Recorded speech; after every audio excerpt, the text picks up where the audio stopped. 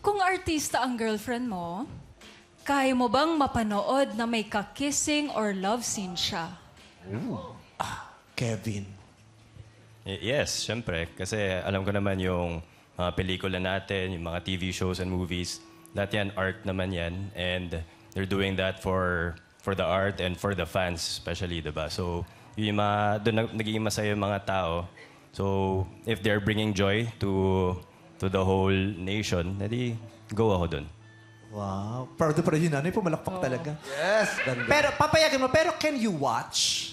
Kaya mong panoorin yung girlfriend mo sa screen na may ka-kissing or ka-love scene? Yes pa rin. Kasi syempre, movie ngayon, pinaghirapan niya. So, papanoorin ko talaga every second na movie na yan. Martin! Yes, papayagan ko. Pero pag pinapanood ko na, pipikit ako ng konti dun sa kissing scene. Parte yun, Kasi may ano pa rin eh. May konting, syempre. Effect naman. May effect, maapektuhan ka pa rin. So, papayagan ko pa rin. That's very real. Yes. No? Yung papayagan, pero syempre hindi mo na maaalis kung may hindi komportable ng kaunti, di ba? Bakit yung ex ko? Ano? So may kakissing scene ako sa movie ko. Oh. So nung dumating na sa Thanksgiving party ko, yung actor na to, tsaka kasama yung boyfriend, nakilala niyang lahat, kasama ko siya sa teleserye ngayon, gustong suntukin ng ex ko, yung co-actor ko na best friend ko. Hindi niya matanggap na may dumadampi sa iyong labi. Ay, pero syempre, trabaho lang. Oo. Diba? Gusto niya suntukin. Sabi ko, hala. Kung ganun, unang-una pa, Diba? lipstick pa lang inaway niya na. Kasi Una dumampi pa sa lang, labi. victory party ko. Pangalawa, syempre, lahat ng tao doon magko-congratulate sa akin and sa kanya. Inaway niya lahat ng tao doon. Pero, yun, kinik out ko tuloy siya. So malayong-malayo yun sa sinagot ni Martin. Oo, diba? Si Oliver na. Kayang-kaya naman. I fully understand na kasama naman yan sa showbiz, yung kissing scenes. And I'm confident in myself. I'm secure in myself din naman. And I fully believe na malakas naman talaga yung foundation ng relationship ng girlfriend ko. So that I shouldn't be worried about a kissing scene with someone else because I know that that's just part of her job. Nagpapaseminar ka minsan, Oliver. Sa mga networking, gano'n. Maganda siya mag-explain. Maganda lang mag-explain. So, Naku! Michelle, Ang may dalawang green flag, no? Yeah. Mananalo. Paano kapag tatlo silang may green flag? ay nako, yung nanay mo ang makikinabang.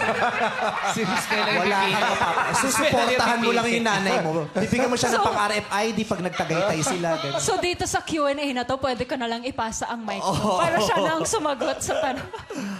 So, Hindi. last green flag na to, Miss Melanie, meron ka bang gustong i-push kay Michelle na piliin niya na? Well, anak, alam mo naman ako, hindi naman ako mahilig talaga sa gwapo, pero sa matalino gusto ko kasi gusto ko may nagpapatawa sa akin. At Baka marami ako ako piliin ito. natututunan. Uy, pogi Ginawa naman ko yung ni tatay Michelle. ko, mama. Pogi naman tatay ko, di ba? So, sino po ang ipupush mo kay Michelle? Baka sakaling ma-influence mo siya. Yung sa tingin mong matalino at magpapatawa sa'yo at hindi possessive. Sino po sa tatlo? Someone who's, who will understand you. Sino nga po, Miss Melanie? Hirap ko kausap. Easy lang. Charot lang. Charot. Si ano? So, bahala na si Michelle. Si ano? Siya na. Ay, Michelle, nasa iyo daw. Basta Binalik sa support akin ka ang ni Miss mic. Melanie.